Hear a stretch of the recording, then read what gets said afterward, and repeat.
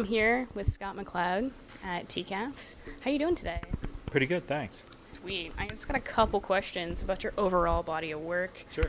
So in between your fiction works, Zot and The Sculptor, you spent a lot of time on these non-fiction amazing books about comics and all of them. So how is the switch back to fiction after spending all that time doing nonfiction?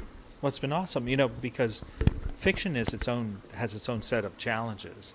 And with the nonfiction books, I was trying to examine all of the different possibilities for comics. But with the fiction, I can actually try them out. I can test drive them. It's like for all those years writing nonfiction, I was like building a car. Now I actually get to sit behind the seat. Yeah, I'm getting to drive the thing. And that's been fantastic. I really like coming back to fiction. Nice. In understanding comics and further in reinventing comics, you explore this idea of how comics are going to expand in the digital age. What are your opinions on digital comics now? Well, it's funny because I devoted like 15 years of my life to examining the potential of digital comics. And now I've just spent like several years just thinking about this one print project. The thing for me is that it's the same challenge, which is you have to choose. You have to choose, are you working in the one form or the other? And for me, when I was doing my digital comics, it was all about finding the potential for digital, like you want to push it right to the edge. And so I did all these crazy things that could move in different directions and that took advantage of what I called the infinite canvas and things like that.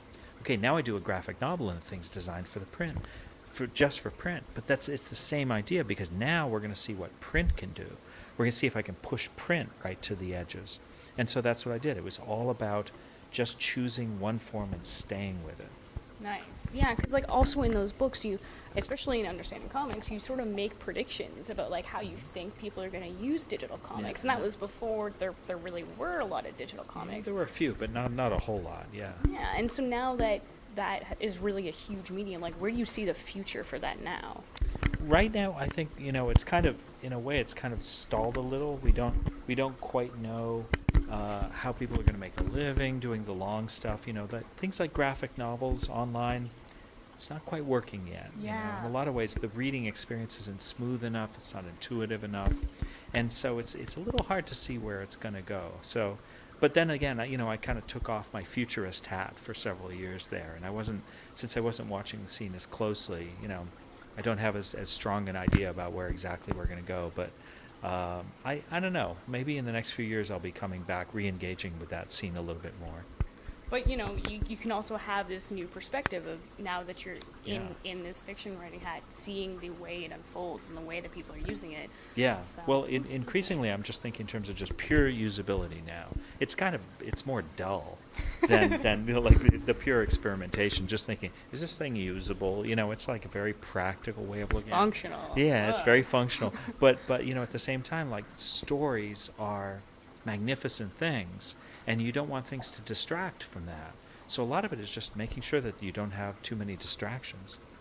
Awesome. In both your fiction works, Zot and Sculptor, you've cited that those ideas for those books were originally inspired by ideas you had as an adolescent, as a teenager. Yeah. What about those ideas has stuck with you and inspired you to make these books? Well, I have an interesting sort of view of adolescence. When we're adolescents, we have all of these new sensations, all these new worries and concerns coming into our life, but we haven't turned off our sensors yet. Because when we're little kids, the intake valve is set to full, and the entire world of sensations comes cascading down on us like Niagara Falls, and when we're adults, we begin to we turn down the volume. We desensitize ourselves a little bit. We haven't learned to do that yet when we're in adolescence, and so I like comics being in adolescence to a degree. I like the idea of seeing if we can really find these very intense sensations using this art form.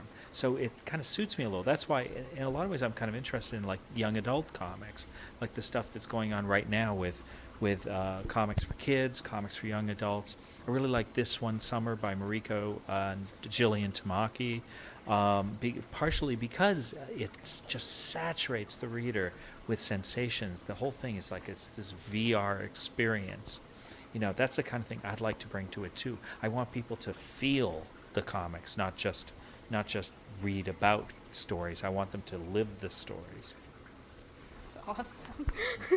And that's the best kind of comics. So they're ones that like really fully immerse you in that. And a lot of those ideas come from when everything feels hyper real. Exactly. That's how I describe being a teenager. Yeah, no, I think that's exactly right. Yeah, everything feels hyper real. You don't have that distance yet.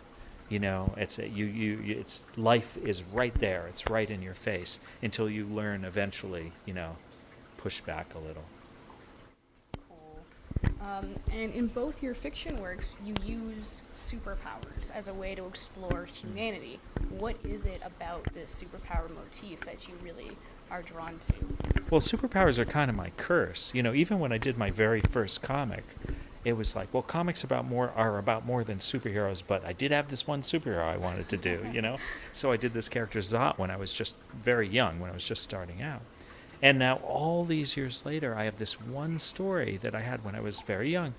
There's another superpower in it. The sculptor, it really has a bit of that, the American comics DNA, And so I'm like one of those guys who's like trying not to speak with the accent of where I was born, But I've got it, and like, it's a very international book, The Sculptor, the new graphic novel. There's a lot of manga in it. There's a lot of European storytelling ideas in it. But yeah, there's still that little bit of American superhero comics in it too. And I think in time I've just kind of learned to accept that a little, say, yeah, it's okay, that's where I come from. And there is something still interesting about that. But I will say this, my next piece of fiction, I'm pretty sure it's not going to have any superpowers. I think it's time to see. You know what? There's nothing wrong with superpowers. It's really interesting because in your nonfiction comics, you talk about all the possibilities. Right. Exactly. Well, this is my thing. It's like that. I want to move to all the different corners of the comics universe. I want to try out all these different things, but I'm slow. It takes me like 7 years just to finish anything.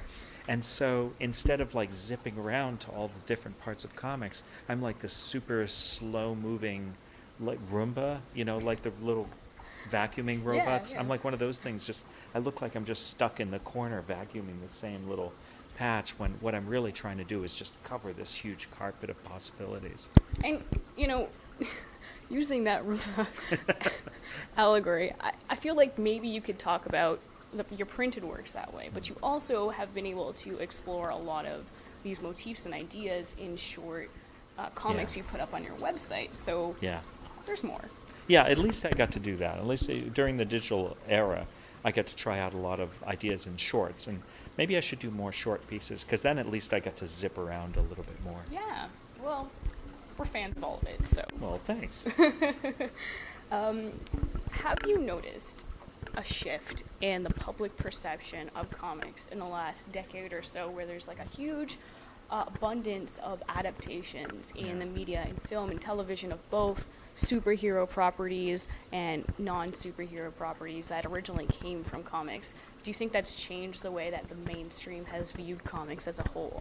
Yeah, I think that Hollywood's attention to comics has definitely changed comics' perception, although one of the things that's happened is we've actually reasserted some of our traditional ideas about what comics are, because the superhero movies are frankly pretty good. I mean, as just pure entertainment, they're a lot of fun. My wife and I, we like watching those things.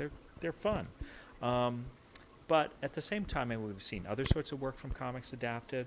But more than that, I think that there's been a general shift in the media landscape's view of comics itself as an art form. And all over, people are beginning to finally accept, not that comics are always great. They're not. Comics can suck just like anything else. But now it's an article of faith, I think, on the part of a lot of magazines, websites, traditional media gatekeepers, that comics have the potential to communicate something more. Comics have literate potential. Comics have artistic potential. Comics can be something more. That's all we ever really ask for. That's all we ever should ask for. Yeah, it's not all great. There's a lot of junk. There are a lot of bad novels. There are a lot of bad movies. There are a lot of bad comics. But we have the same potential that any art form has, and that to me is progress. Yes, it is, and it's amazing. So one last question. I was wondering, you spent a lot of time doing these nonfiction works where you actually got to put yourself in the comic and speak directly to the readers, Yeah. breaking that fourth wall. Did you miss that when writing The Sculptor? Now, I was actually really happy to leave that guy behind because, in understanding comics and my other books about comics, all the time I wanted you to look and notice the form. I wanted you to pay attention to what was happening in those little boxes. I wanted you to think about how it worked. It's just as fascinating, it's just as much of a formal challenge to ask the reader to forget it all, to lose themselves in the world of the story, to enter into a world through those boxes, and after 2 or 3 pages, to forget that the comic ever existed, to forget paper, forget ink, forget the drawings, and just exist in the world of a story, in another world. That is just as interesting a challenge as confronting the reader with the form, is to help the reader to forget the form and enter into another world. Just immerse yourself in the story. Yeah, exactly, yeah. Well, we've really enjoyed immersing ourselves in your stories, so thank you so much, and thanks for joining us today. Thank you very much. Appreciate it.